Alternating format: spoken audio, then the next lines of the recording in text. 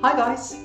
In this video I'm going to look at whole body vibration and how you can use it for rehab, but also whether it's really worth using for rehab in the first place.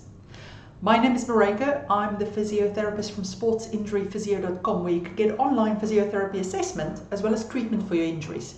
You can have a look at the link to my website, is in the description of this video. Excellent. So whole body vibration, how does it work and does it actually work? So the theory behind it is that the vibration activates the stretch reflex in your tendons, and that in turn helps you to really activate a strong muscle contraction. Also, it seems that it helps you to recruit more nerve endings in a muscle than what you would have done without the vibration. So you're getting a better activation of more of the muscle. And yes, it seems the research is suggesting that it does help to improve power and strength in people.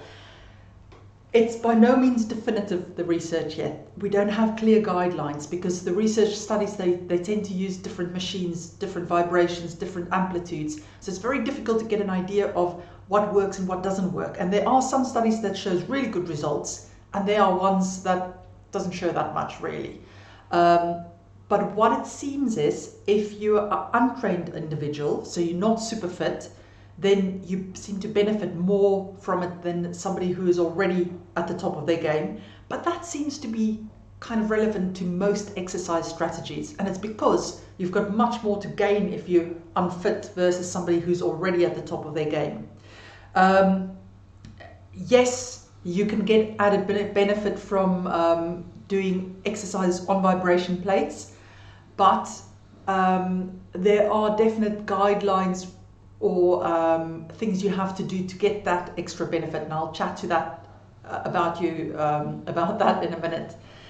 Then, so strength, power, also bone density. The vibration activate the bones, so people's bone density increases. There's a lot of research done on especially postmenopausal women and so on, where they've shown that you can successfully increase bone density. So for athletes coming back from fractures, that may be of specific interest as well, because if you can stimulate your bone to be stronger, that's great.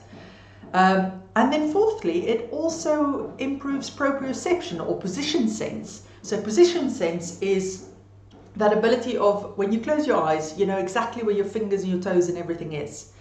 Now, it's easy to sit still and know that, but when you've got an injury, that pathway that tells the brain exactly where that body part is, how fast it's moving, where in space it is, that path gets disrupted to an extent. And it's been both shown to predispose you to injury, but also after injury that it's not as good as it used to be. So if you can improve that position sense or proprioception, that's a really good added benefit. And for unfit people, there's quite a lot of research out there to show that vibration exercise helps to prevent falls and things, because it improves people's balance. And it's again to do with activating those nerve endings, really getting the brain connected to different parts of the body. So yes, I would say if you've got access to a vibration plate, it's definitely worth something working into your program. But I wouldn't discard all traditional strength training for this. I would use it as part of it. So what's the best way to do it? There's no black and white answer to this yet, but what seems to be suggested from the research is that you're looking for a vibration at a frequency of around 30 hertz. So 35 hertz. Amplitude wise, so how much the plate moves, they use anything from 1 millimeter to 10 millimeters in the research. The studies that doesn't show effect versus others that does seem to have the smaller amplitude. So I would say have at least 3 millimeters of amplitude on the plate, but that's just a thumb suck at this point. Then importantly, especially if you're somebody who is quite highly trained, you can't just stand there on the plate or just do body weight squats and things. They actually go and do proper strength training. So if you think of weights that's heavy enough that you can only do 6 repetitions with, they'll do squats but on the plate, and that provides the added benefit. Otherwise, if you're not doing proper weight training, you'd probably benefit from just doing the weight training first of all. But it depends on who you are and what your situation is. So that brings us to another important point. You can't just do the same thing the whole time. You've got to use progressive overload, and you can overload on a vibration plate through either making the rest periods between the sets and reps shorter. You can increase number of reps you're doing. You can increase the weights you do it with.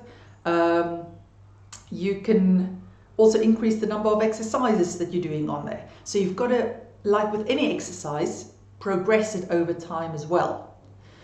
Good. So if we look at it in summary, yes, there's definite benefits to be had from vibration training, but you have to continuously overload with it. You can't just stand on there and do a half squat and think that's enough.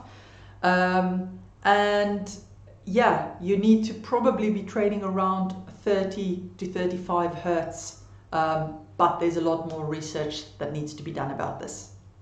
Let me know if you've got any questions, and if you need more help with an injury, you're always welcome to consult me via video call. Link to my website is in the description of this video. Take care.